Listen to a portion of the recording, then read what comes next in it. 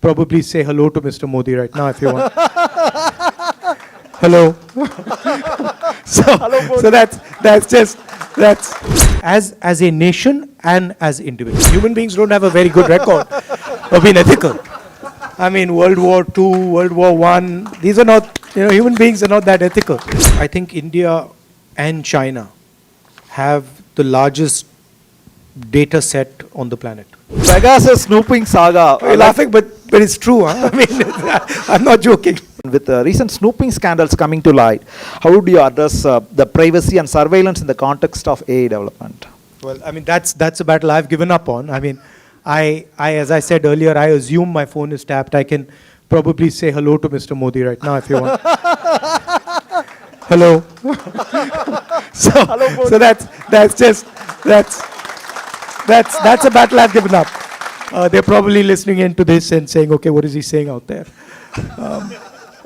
But on a more serious note, I think these are actually very important things, and I think you need to establish rules with regards to privacy of citizens, privacy of data, and protection of data of our people, as a nation and as individuals. Thank you.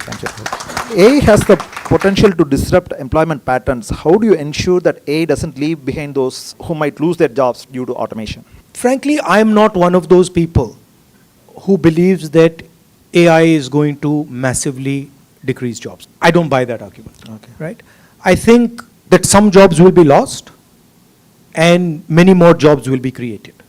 Right? And I think we've seen this before. I was reading actually some accounts of when the steam engine, which you mentioned, was invented. People were saying it's going to destroy all jobs.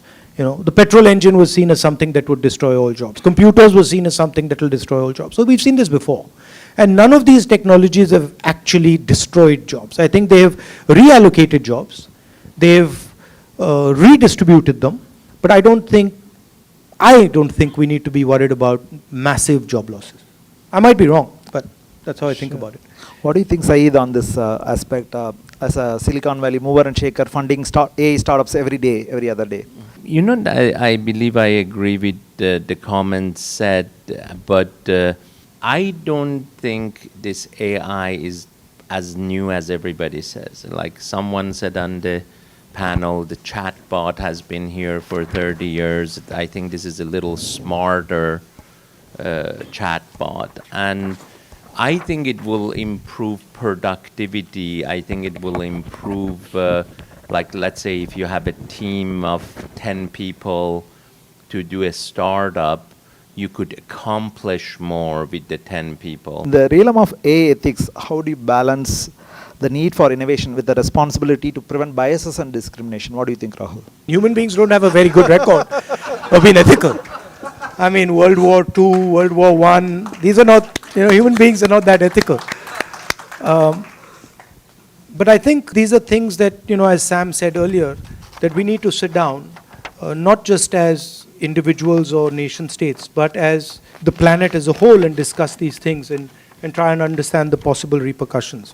I mean, these type of technologies have existed before. There is a precedent. It's not, AI is not, the first time a technology is dangerous. Nuclear weapons, for example, are an example that were very dangerous and were sort of managed reasonably effectively.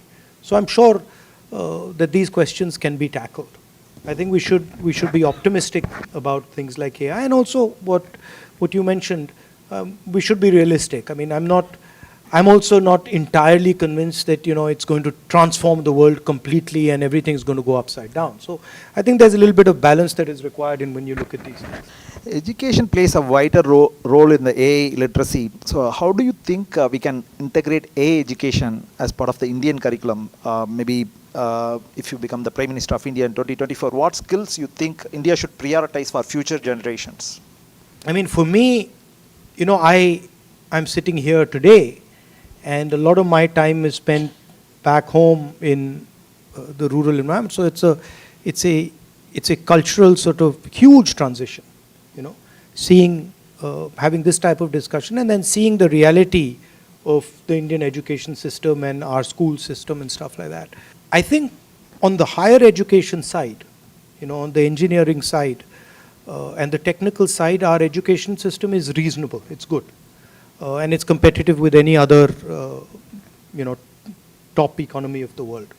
I think where a lot of work needs to be done is the sort of primary education, the secondary education, education for poorer people, weaker sections of society. I think that's where a lot of focus needs to be put. And then also I feel that India needs to think about production and manufacturing and the type of skills that go into production and manufacturing, which frankly we haven't paid as much attention as we should, and I think is almost as critical as the services. Maybe before moving to the last question, I want to ask one question to both of you. In the global artificial intelligence race, how would you position India as a leader while ensuring ethical and responsible development? Maybe Saeed. I think you mentioned it quite frankly. Technology can be very positive, and if you use it the wrong way, it can be very negative. Like cloning, you could say it has been controlled pretty well. And, gene technology the same way. So I really feel we would have enough discipline just to control the negative part of it and focus on the positive. That's all I can add. I think on the India and AI question, I think India and China have the largest data set on the planet. And I think any AI system is going to operate on that data. We have a huge resource. We have to understand what that resource is, and we have to make sure that we benefit from that resource. It's also very easy to dissipate that resource. So we have to think carefully about data, how we are going to utilize that data, who that data belongs to in terms of individuals, state, etc. So we have to do a lot of thinking along those lines. We need to make sure that we understand the repercussions of misusing or incorrect use of that data. Today, I don't think India as a country has quite understood the wealth of its own data. We don't really understand it, right? And I worry that we will take decisions with regards to our data that will then become problems later, right? We want to make sure that India understands that this is actually the nation's wealth, the people's wealth, and it needs to be treated with care and with vision. At the same time, you can have, I'll use the Saudi Arabia example again. You can have oil, all the oil in the world, but if you don't have the internal combustion engine, it's meaningless, right? So it's not good enough just to have the data. You also need to be able to process the data. You also need to be in the game when it comes to AI and things like that allow you to monetize, allow you to use the data. So we need to have a strategy on both those things. Data is the new oil. So I think, so the last but not least, the very important one, the saying hello to Modi part. So the Pegasus snooping saga. Hi Modi. The Pegasus snooping saga. You're laughing, but it's true. Huh? I mean, I'm not joking. So you had Pegasus on your phone. Pegasus snooping saga allegedly involving the BJP government. What are your thoughts about it? Certainly, when such invasive surveillance tactics undermine the democratic fabric of any nation, so what measures should be taken to protect the privacy of Indian citizens, or any country should take? I think once a new dispensation comes to power in India, this is something that we will have to actually regulate very carefully, because right now it's completely open season.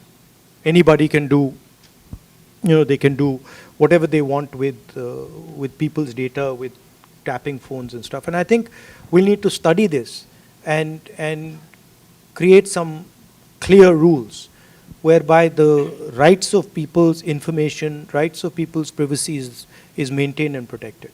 Thank you, Rahul.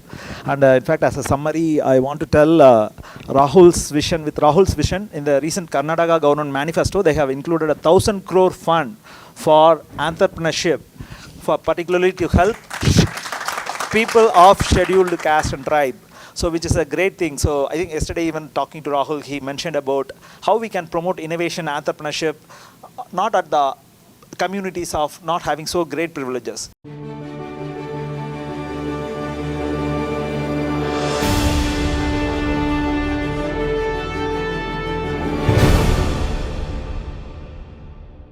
ಹೆಚ್ಚಿನ ವಿಡಿಯೋಗಳಿಗೆ ಪ್ರತಿಧ್ವನಿ YouTube channel subscribe ಮಾಡಿ, bell icon click ಮಾಡಿ.